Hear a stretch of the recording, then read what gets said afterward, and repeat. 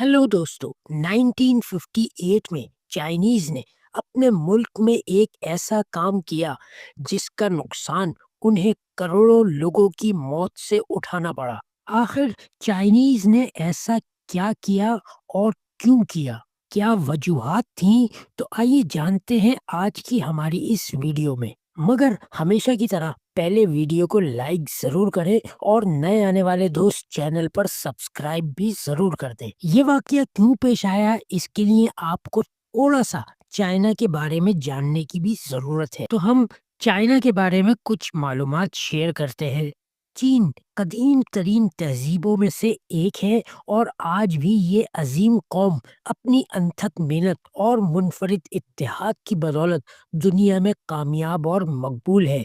कदीम चीन के बादशाह खुद को इंसानों का बादशाह कहते थे। कबल मसीह के जमाने में भी चीन में अजीम पढ़े लिखे फलसफी गुजरे, जिनमें कन्फ्यूशियस, लाओ तसु, माउती, मैनीलेस और चुआंग त्सु शामिल हैं। चीन पर कई खानदानों ने हुकूमत की और बादशाही सिलसिले तकरीबन 20वीं सदी के आगाज तक रहे। फिर माओ ज़ेडुंग की क़यादत में इश्तराकियत पसंद जमात ने 1 अक्टूबर 1949 को एक आज़ाद और खुद मुख्तार चीन का ऐलान किया। चीन अपने आगाज से ही बड़ी आबादी रखता था। दीगर अक़वाम मसलन तातार, मंगोलों ने भी उन करोड़ों की तादाद में कत्ल किया। जलजलों, सैलाबों और सबसे बढ़कर कहत से ये बड़ी तादाद में हलाक हुए। इतनी बड़ी आबादी की खुराक को मेंटेन रखना भी बड़ी भारी जिम्मेदारी थी। यही वजह थी कि 50 के ज़माने में जब चाइनीज की आबादी 54 करोड़ थी, तो माओ, चुएन लाई और डैन ज़ांगफांग तीनों अजीम रहनुमाओं को ये फिक्र थी कि कैसे खुराक और रोजगार का इंतजाम किया जाए। तो जहां दूसरे मंसूबे शुरू हुए, वहां चुड़िया मार मुहिम भी कई सालों जारी रही। चुड़ियाएं बेचारी समझ गईं कि ये कौम उनकी दुश्मन बन गई है। वो छुपती फिरती सफारत खानों में भी चुड़ियाओं ने पनाह ली। चीनी जवान और किसान वहां भी उन्हें मारने पहुंचे। सिर्फ पोलैंड के सफीर ने अपने घर में चुड़िया ना मारने दी, हत्ता कि चुड़िया मारने का वबाल नजर आने लगा। 1958 से 1972 तक चीन के किसानों ने दुगनी पैदावार के लिए अपने फार्मों को खेतों में बदल दिया। मगर 14 साल बाद ये राज खोला कि पैदावार पहले से भी आधी हो गई है। तहकीक से पता चला कि चिड़िया अनाज और गल्ले के साथ कई तरह की कीड़े मकोड़े भी खा जाती थी। अब जब चिड़िया ना रही, तो कीड़ों ने फसलों का वो बेड़ा गर्क किया कि पैदावार ही आधी हो गई। दुनिया से कुछ जानदारों को खत्म करने और मारने के कुछ खौफनाक नताइज 60 और 70 की दिहाई में ऑस्ट्रेलिया, रूस, कोलंबिया और अफ्रीका में भी देखने को मिले।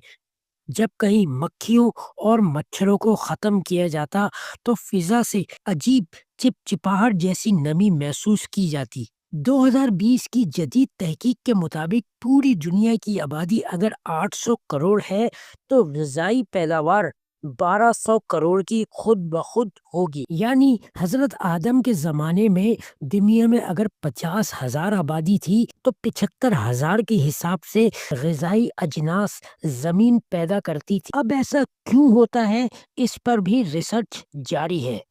अलबत्ता हमारे ख्याल में जो अजसाम या जानदार जमीन या समंदर बुर्द होते हैं, मरने के बाद जब उनकी हड्डियों से दीगर अशिया वजूद में आती हैं, तो यही चीजें इस यकीनी पैदावार को भी मुकम्मल परफेक्ट मेंटेन रख पा रही हैं। आखिर चाइना की चिड़ियों की बद्दुआ रंग ले आई और चीन में अनाज गल्ले का बहरान शिद्दत इख्तियार कर गया। 60 से 75 तक वो अजीम कहत पड़ा, तो करोड़ों लोग भूख से मारे गए। चीनी कौम तौहीद से दूर और जज्बात से आड़ी कौम है। मुशाहिदों, अकल और मेहनत पर यकीन रखते हैं, मगर बिल आखिर उन्होंने चिड़ियाओं की जान छोड़ दी।